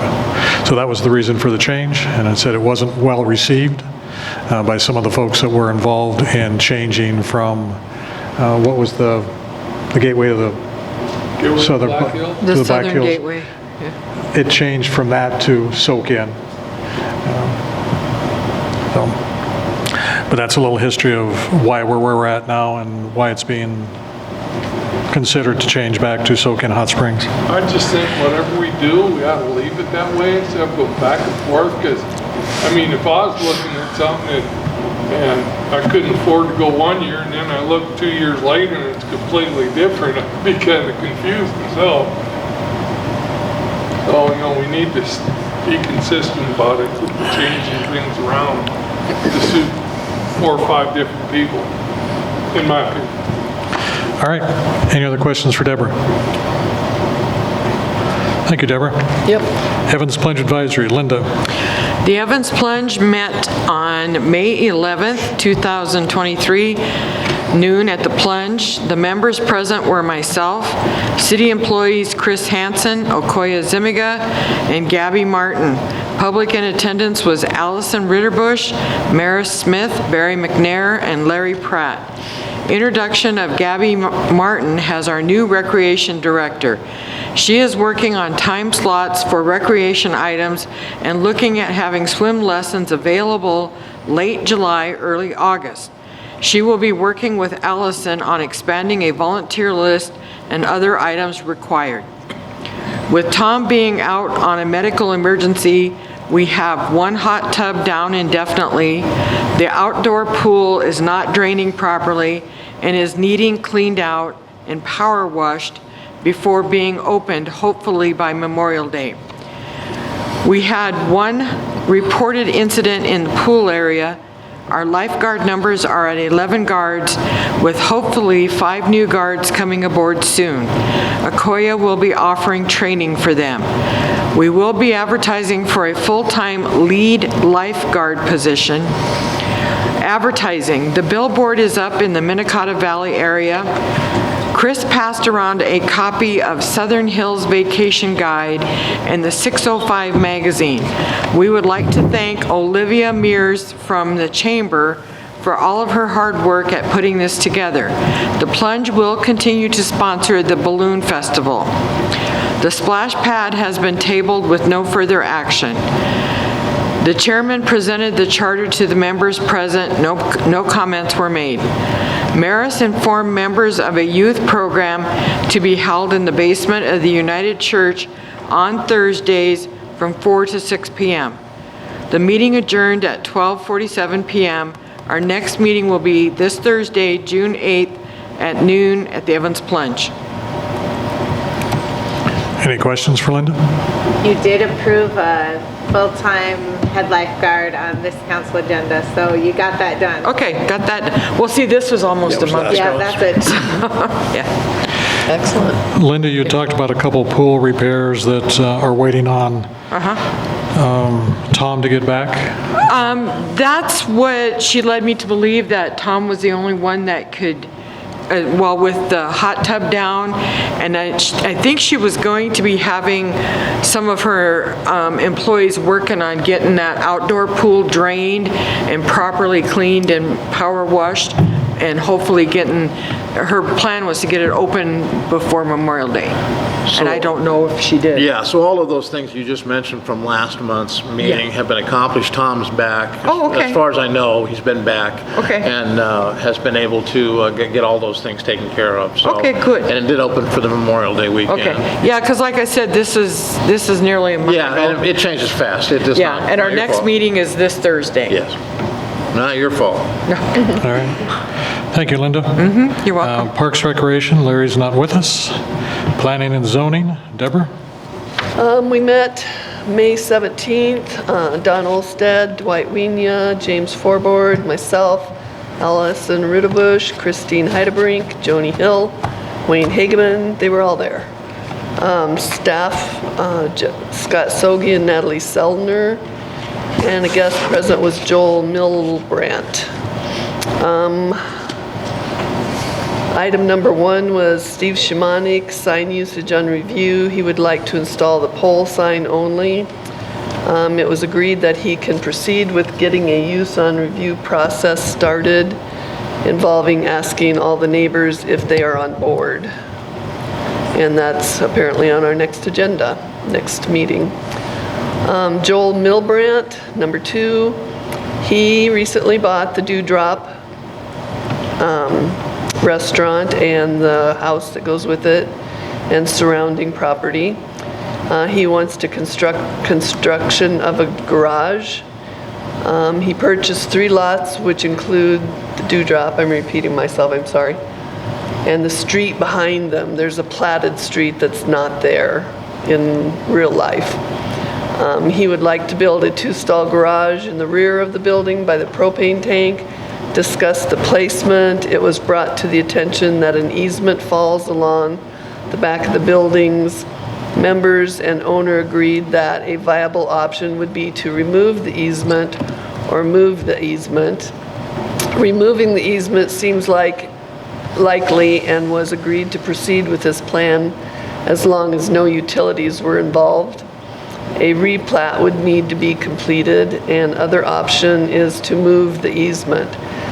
Plan for the site is to have picnic tables and a park in the rear of the building available to everyone in the area. The owner will talk to the neighbors. And then tonight we approved the Sure Tract lot line revision. The house was demolished on lot 9 and 10. It was currently, at that time, 3 parcels. The owner wanted to change this to 2 parcels and build a governor's house with a garage. Motion moved forward and it was approved. Replatting was sure that would need to be replatted and make sure there were no utility issues. And then the Martin Tract PUD district, I don't know if I'm saying this right, Kava, K-A-V-E-H is the guy's name, spoke with us via telephone. The committee was very interested with his plans and approved him to move forward. A PUD will be started, including a statement to remove city references from his desired setbacks. Kava will revise his plan package so the PUD can be submitted to the city council to get the process started to apply for permits. Scott will visit with him on the steps to implement the process. And this is, the Martin Tract is the property to the right of the entrance to the Boulder Falls, between the entrance and the Latter-day Saints Church. And it goes up and around that first corner and over behind the Latter-day Saints Church. And there's a plan for 3 single homes and 5 duplexes and a little park and some trail. So it's a very professionally done and planned little neighborhood. And they even have big trees in the pictures. We said we were really impressed with the trees, but I don't know if the trees will be included. It's kind of bare otherwise. Vacation home conversation. There was discussion on the impacts of the use of residences for daily rentals and the changes other cities are implementing. There are approximately 30 to 40 VRBOs and Airbnbs in our town.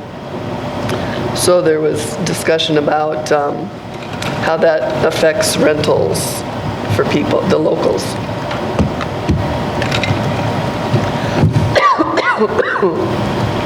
Under old business, parcel T007S, Shamanic GRCA zoning and the golf course covenant restrictions. This property needs to be identified. And I think we've had those discussions that our operator up at the golf course is looking at all the property lines and where the golf cart paths go. And then the cart path as is, ownership to City of Hot Springs was as is. So there was no other discussion there. Robert Paul attended the meeting and asked about the process of rezoning his property. Discussion followed of the procedure and the required notifications to the neighbors. Mr. Paul will be asking to be placed on the agenda for next month's April 19th meeting. And then there's a star that says this will not be on April's meeting because he's not ready yet. April? April? That's Yeah, a long ways away. that went backwards, didn't it? Well, maybe that's a typo, sorry. I'm just reading it. Can I provide a brief input on that? Sure, That will no longer be happening. okay.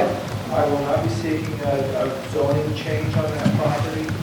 I will be coming before the planning and zoning meeting, I'm hoping, before the next meeting on June 21st with a request for a replat.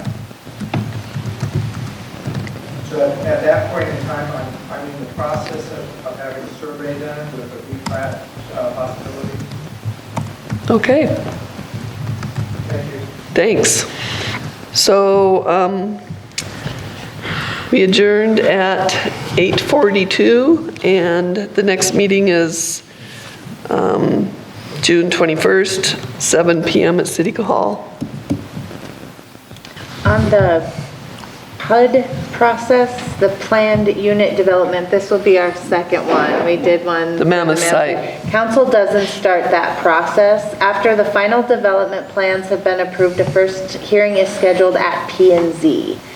So the first hearing has to occur there before, and you have to have final development plans approved, and it's an ordinance change, if you'll remember, because you wanted each one of them numerated in ordinance. So council won't start the PUD process. I heard you say that. I wanted to be clear that there's several steps before it even gets here, which Yeah, I know includes a public hearing. he was supposed to meet with Scott, and Scott was supposed to walk him through whatever the process was. Okay. See.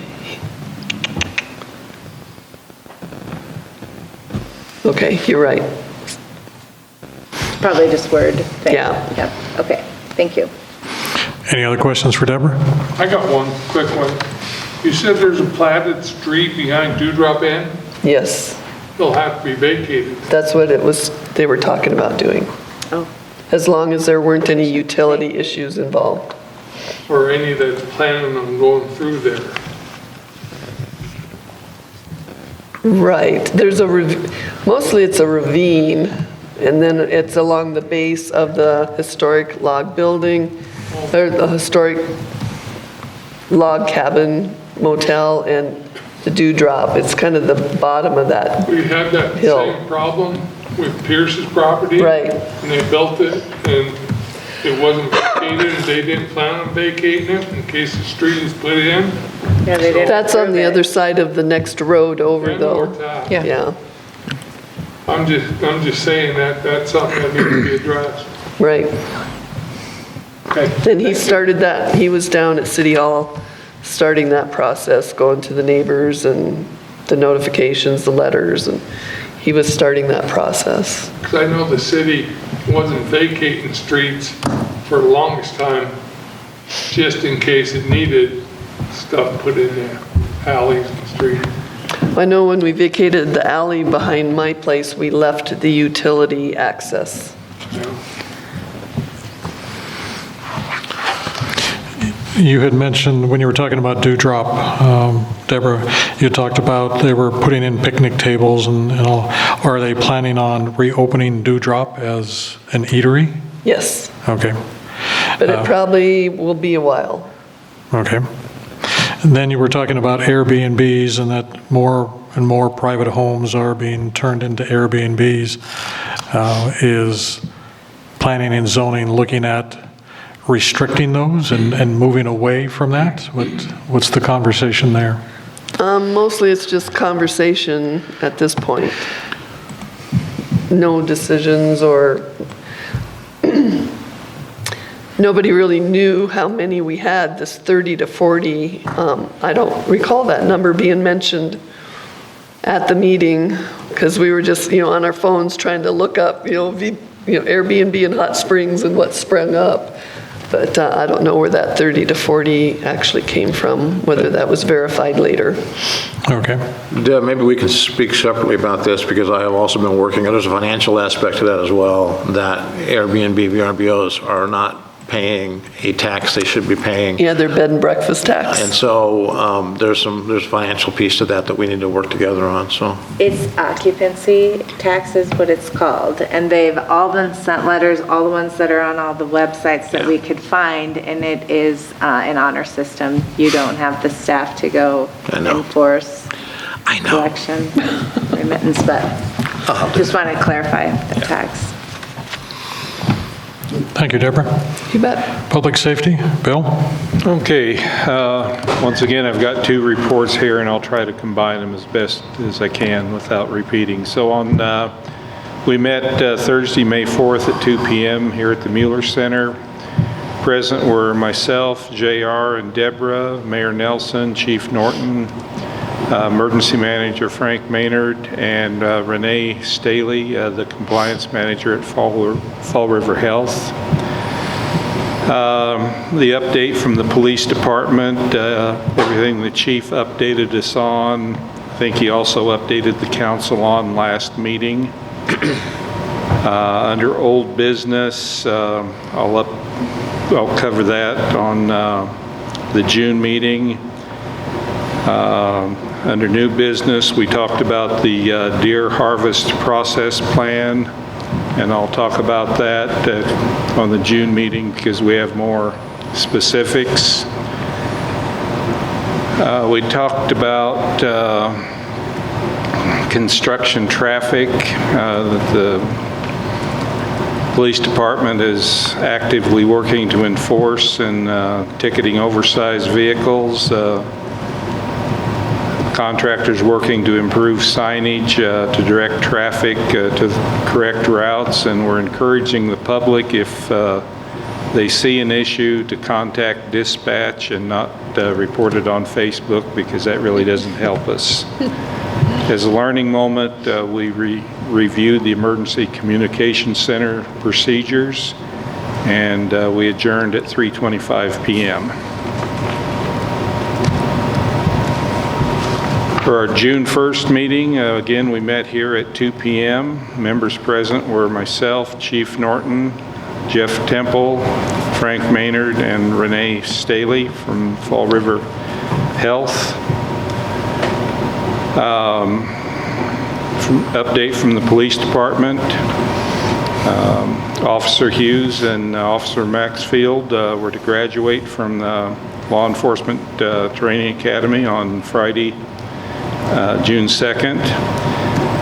The in-car computers, tasers, and body cameras are in, and installation, commissioning, and startup processes have begun on all these systems. The department is experiencing an increase in the number and severity of calls and responses.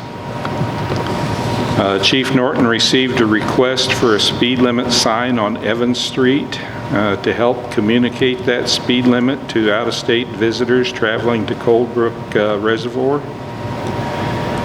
In April, the Police Department responded to 325 calls, 39 of which were considered high-risk calls.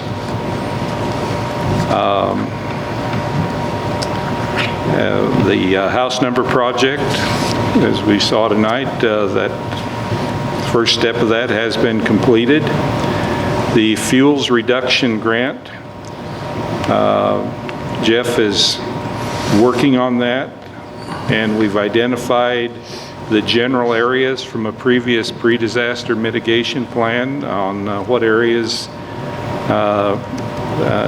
can be hopefully addressed with that. Our biggest item is the deer harvest resolution, and hopefully we will get that resolution before council.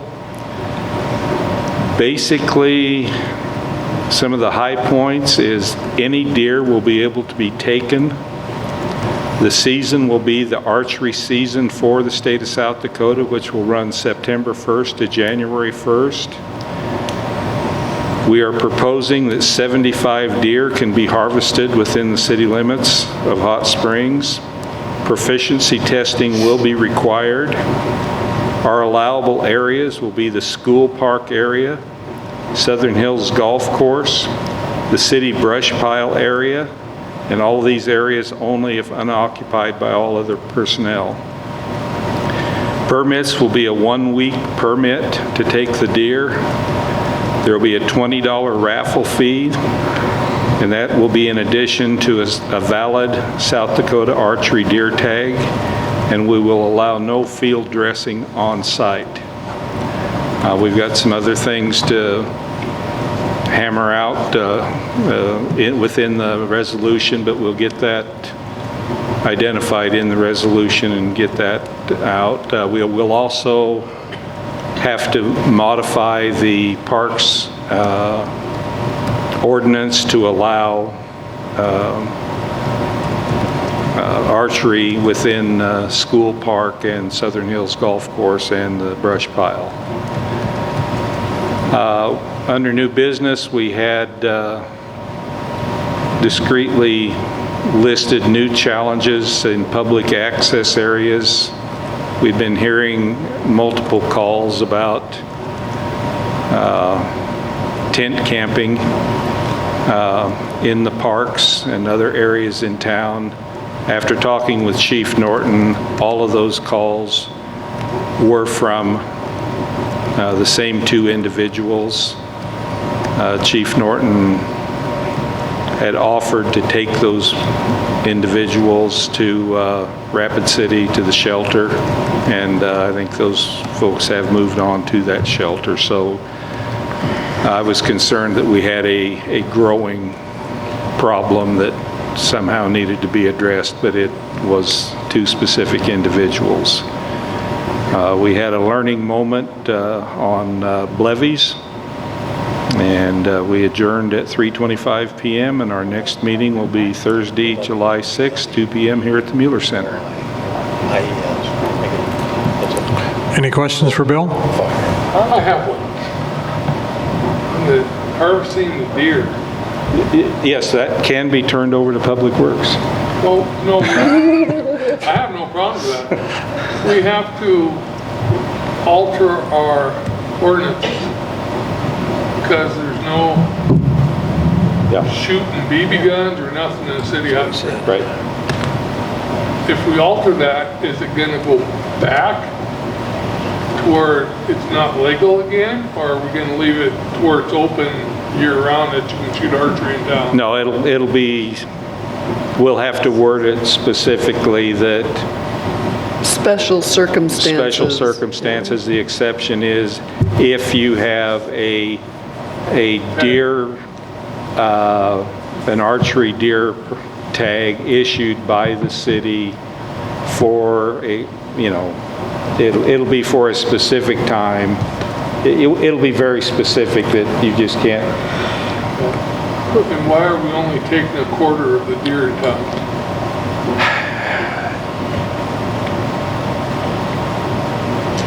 It's a number that, and we'll verify it with Trenton Halfley if, based on the number that we turned into the state. If he thinks we can harvest more, we'll up the number. That's a first guess.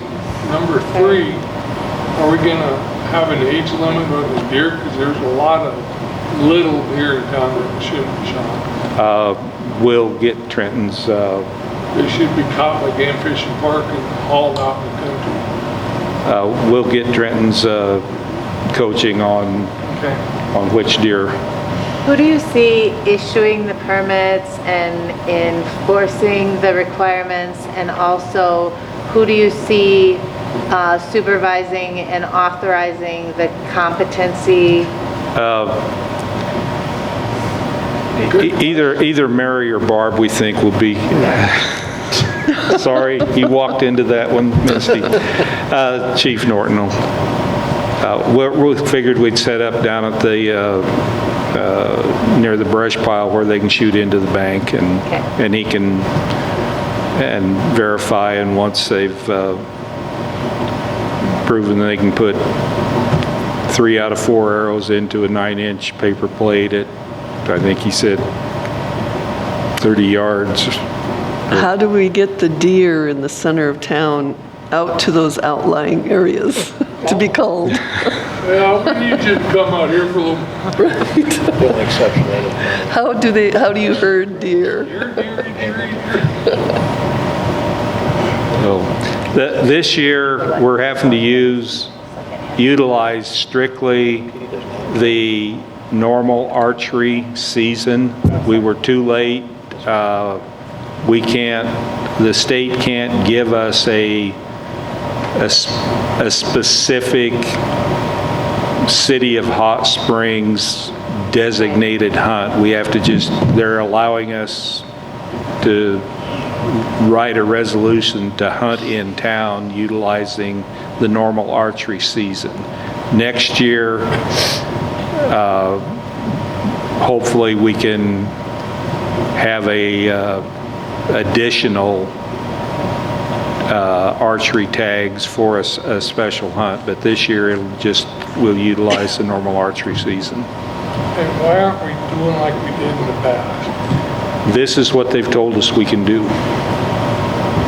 Because in the past, the city just went, and then they put them in, they had them dressed and stuff, and they went in food pantries. Yeah, this is what they're telling us we can do since They're deer.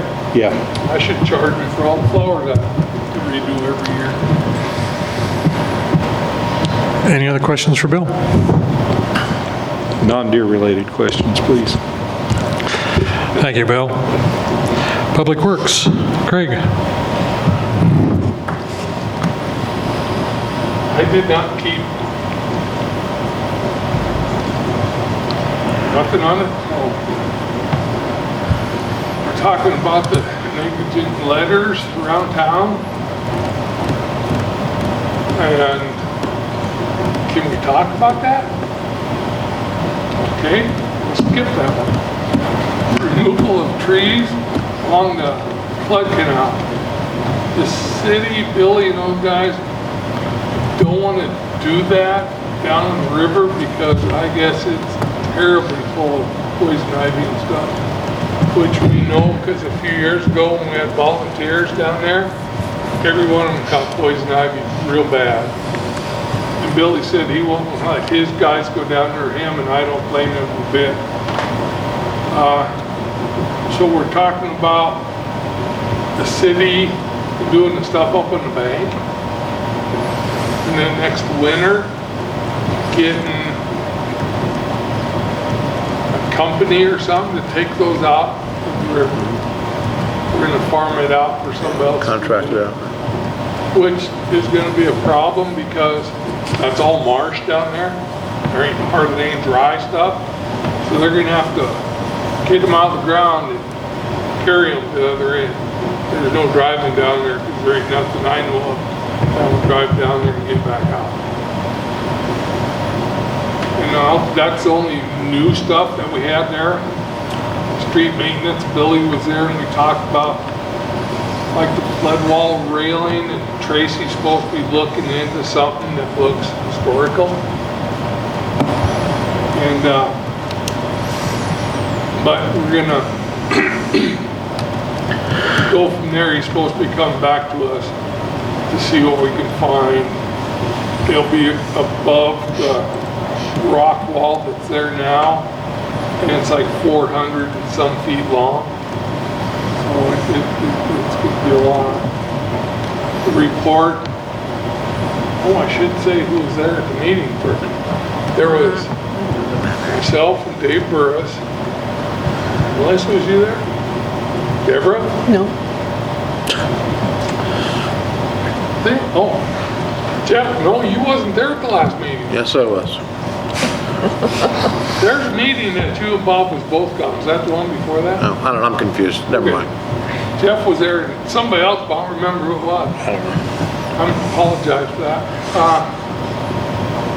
The Bellevue Drive drainage, it's at a standstill until our guys at the street shop are so busy right now with the street project downtown, they have no time to do anything hardly. Right now, there's free dump week, which everybody should take advantage of if they have stuff in their yard. You have to be a citizen of Hot Springs and have proof of like a water bill or something like that. The sewer line on Baltimore Avenue, they put a check valve on there. It's not the city's problem what it is, it's the sewer line going into one house. It's going uphill, downhill. It should be going uphill so it's not draining into the sewer proper. The trimming trees in the alley, that'll come effect probably in the fall, winter when they have time to do it.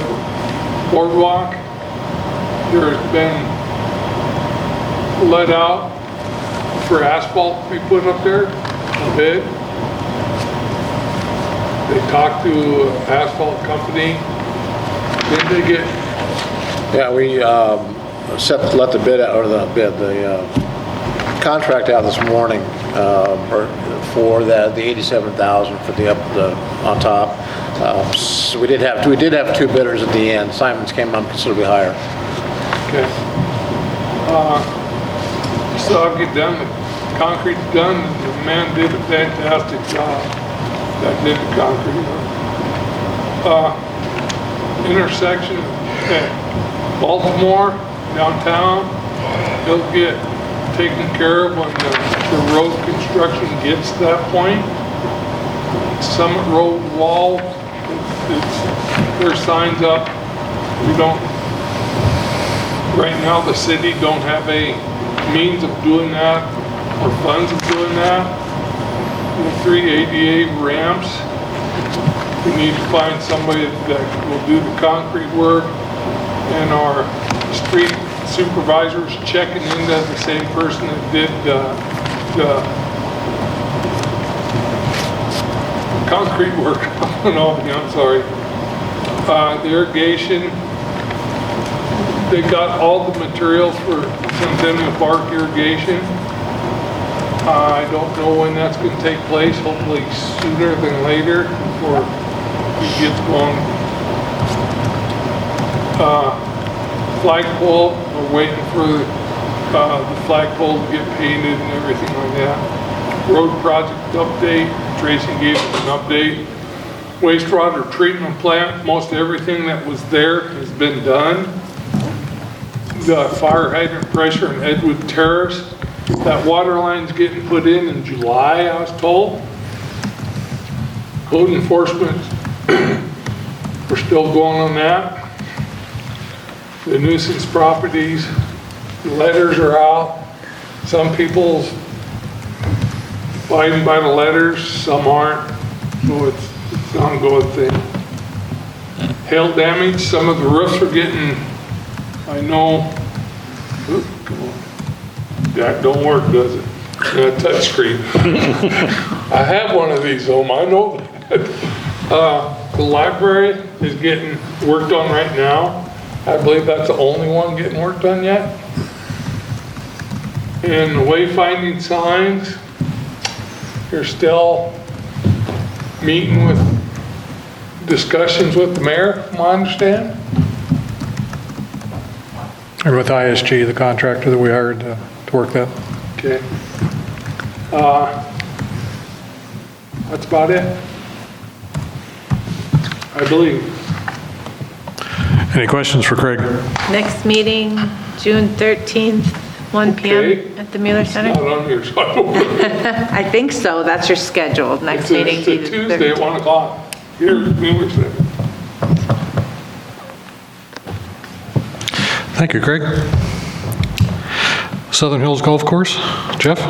So that advisory committee has not had a meeting for the last 30 days. The next meeting is on the 12th of June, 6 PM in the clubhouse. I will just say as a side comment that the golf course has obviously been very busy, and Joe Lowe, who was the replacement for PJ, has done a pretty good job keeping up with things, so she's done a very good job out there so far. Let me add one note to the golf course, and that's that you noticed tonight, council approved notice to bidders for the wall, so we are moving ahead on trying to get somebody to bid on that wall for us. Is this our second or third time? It's our first official time. Yeah, yeah. We had reached out after Mike Albertson had given us, the design and his anticipated cost, reached out to a couple folks to see if they were interested in it. One contractor was interested in doing it, but not to the design that the engineer had proposed. The other contractor we had been waiting on for a while to let us know whether they were interested or not, and they just haven't gotten back to us, so we need to go out with an official bid and see if we can get a response. Jason has said that if we don't get any responses, with the help of some of the city crews, which are overworked already, and Tracy overseeing the design of it, the construction of it, along with Mike Albertson. He feels like his crew can probably get it done. But then that would mean other projects at the golf course would have to be set aside to get the wall done. Jason keeps checking on it to see if it's shifting and at risk of any failure. They have stabilized it and it seems to be holding its own. All right. Any questions for Jeff? Thank you, Jeff. Yes, sir. Then on to City Administrator report. Just a couple quick things on my end that we haven't already covered. Craig mentioned nuisance vehicles. We did start towing finally after a long, painful process yesterday. I cannot tell you how many cars they pulled out because it's done by a contractor. I don't have that information yet, but they have begun towing, which is an accomplishment in and of itself. And we're trying to schedule and arrange cleanup of some of these other nuisance properties that were notified. We're continuing inspections on the historic buildings that are in deterioration by neglect. You mentioned that this evening, and I have asked council for a little more information, but we're getting ready to move forward on releasing those letters. And that is all I have for this evening, subject to your questions. Any questions for Jeff? Thank you, Jeff. Yes, sir. Finance Officer, report, Misty? I'm going to just go through these quickly since I have a long day tomorrow too, and just highlight a few things. Please read through the memo provided and ask any additional questions you have regarding the first half property tax payments paragraph. We talked already about the audit report and the readout before you scheduled that meeting, so if you're interested, please attend. If you have any questions about it, I plan to get the full report to you probably by Wednesday of this week. Election day is tomorrow, June 6th. Polls are open from 7 to 7. I'd like to personally thank the election workers for their willingness to serve in this capacity. You passed the resolution for the change, and we talked about that. The new alternate was able to attend the election worker training that I co-facilitated with the business manager from the school held on the 31st of May. And you did schedule the special meeting to declare the results. The current council serves until through the second meeting in June, and new council will take place by the first meeting in July. During the next meeting, you'll be presented with the first contingency transfer resolution and supplemental appropriation ordinance for 2023. I explained the difference between the two, and you may also be asked at this time to approve the annual budgeted operating transfers from water and wastewater, but we may also ask you to postpone that till probably November in the year, as opposed to doing it when we usually do in the middle of the year, because we are watching those funds closely with all their expenses related to the infrastructure improvements occurring with the road project. It's already been a year since we've done ordinance revisions, since we've sent them to American Legal to update our online code. There are two, our wayfinding and our historic preservation changes that are yet to be updated. We have one member attending the upcoming budget training, and I talked a little bit about our progress on the municipal budget for 2024, and I know you know, but there's a lot of work that goes into it, so I'm working on it currently, and then I'm going to hand it off to Jeff, who's going to work with the department heads, and then we're going to schedule some meetings to talk about budget and get something in place. I did want to just remind you all that you had info only passed out before the meeting with some proposed changes to existing council-approved personnel policies and small changes to our also council-approved safety manual. It's not the entire policy. As with our ordinances, all red language is new. Cross-out is to be removed from the existing policy, and highlights more conversation is needed. So please ask questions to give input. Financials, we have 6 funds that are showing a loss right now. But there's a story for most of them. You should be able to remember. If you have questions or concerns about any of the numbers in any of the financial reports that I give you monthly, please let me know. We also have cash balance reports, and our next CD or investment that's maturing is going to be July 20th, so we'll be talking about that soon. Thank you. Any questions for Misty? Thank you, Misty. A few short comments as far as the mayor's report is concerned. I want to congratulate Officer Hughes and Maxfield for graduating from the Law Enforcement Training Academy last Friday. I've attended 3 of these graduations, and in the future, if council has an opportunity to attend those, I would certainly encourage you to do that. The pride that is demonstrated by the candidates that are graduating and the law enforcement agencies that go down there to show their support is huge. It's well worth the trip. It's a long day, but it's certainly well worth it, and I would encourage you, if you have an opportunity, to go down and support those folks. It might be said that we're singling out law enforcement for training, but this is 13 weeks that these folks are putting in to become certified for the city of Hot Springs. So I want to thank them again for successfully graduating. I want to talk a little bit about the audit draft, the light reading that Misty had sent out. This is the 7th audit that I've received. And it's very obvious that the city of Hot Springs is in great hands with Misty and the finance staff.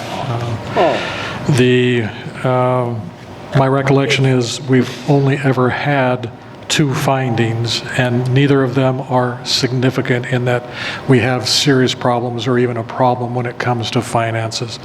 There's a consistent one that Misty responds to every year, and it's has to do with the financial statement preparation, who's doing that, and I'll ask her to provide a little more detail on it.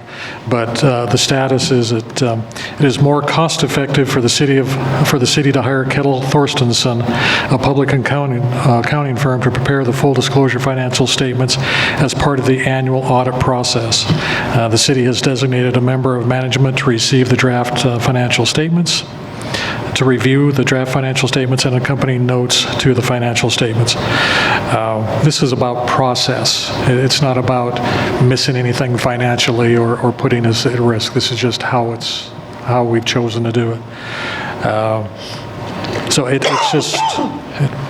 it's been amazing to me that the city of Hot Springs is in great financial hands, again, with Misty and the staff that she has. So, Misty, if you could just talk a little bit about that, why it's more cost-effective for the city to hire Kettle Thorstensen. I'd appreciate that. So the financial statements are different than the annual report that I present to you. They're what accompanies the auditor's report in the spiral-bound notebook that we give you and what I'm going to email out to you. I can do those numbers. I work to get them every number they audit. It's just preparing it in the format that they do. They redo it anyway.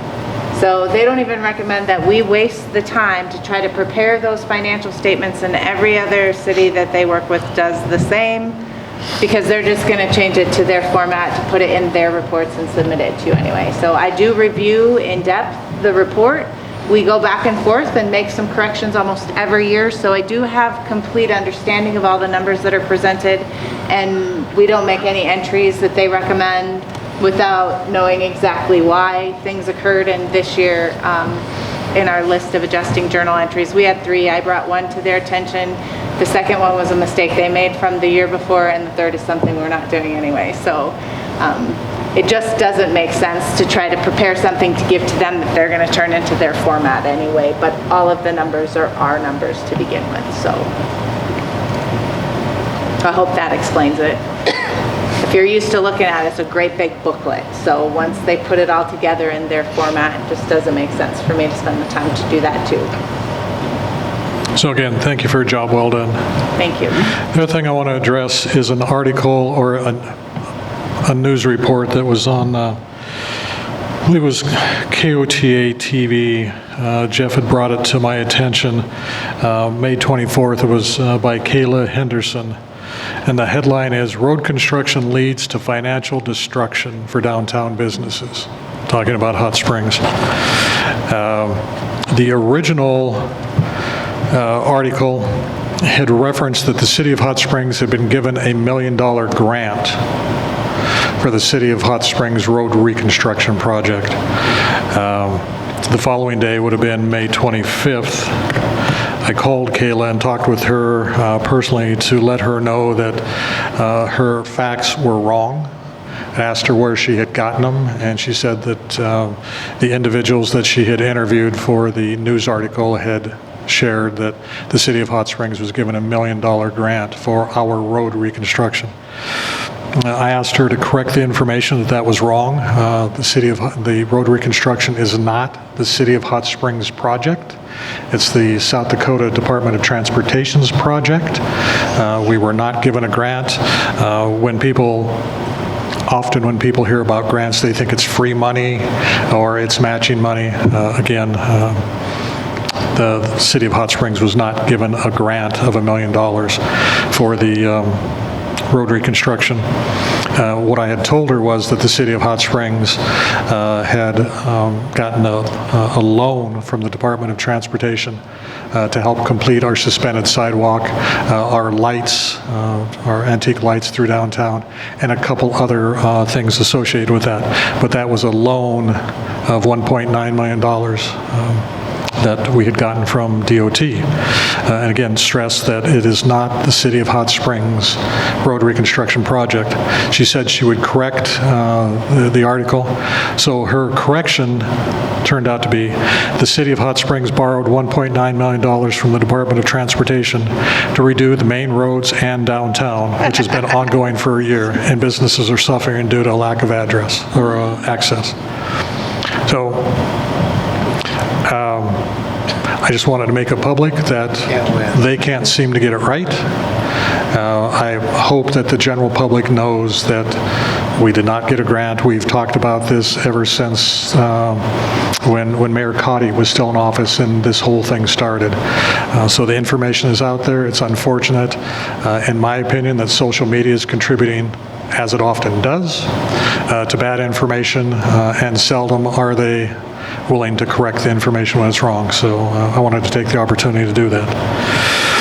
The last thing, Misty's already talked about it, but I think it's important to say again, tomorrow we vote. We have some school board positions up, and we have we're voting in Ward 1 for the people that live in Ward 1. So please get out and vote. It's one of the most important things we can do as citizens, so I encourage you to do that. So that's all I have for you, unless you have any questions for me. All right. With that, can we get a motion to go into executive session? I make a motion that we go into executive session. And Under, I don't have it written down. 125-2-3 legal. it's 125-23 legal. It's SDCL 1-25-2, subsection 3 for legal. Okay. That. Second. discussion. All in favor? Aye. Opposed? And we won't be taking any action after the meeting, and there will be a slight pause before we start our meeting. So. Do you have 9:08 is the time? I think Yes. we're a few minutes off, so I'm trying to get the hang of it. Where's JR?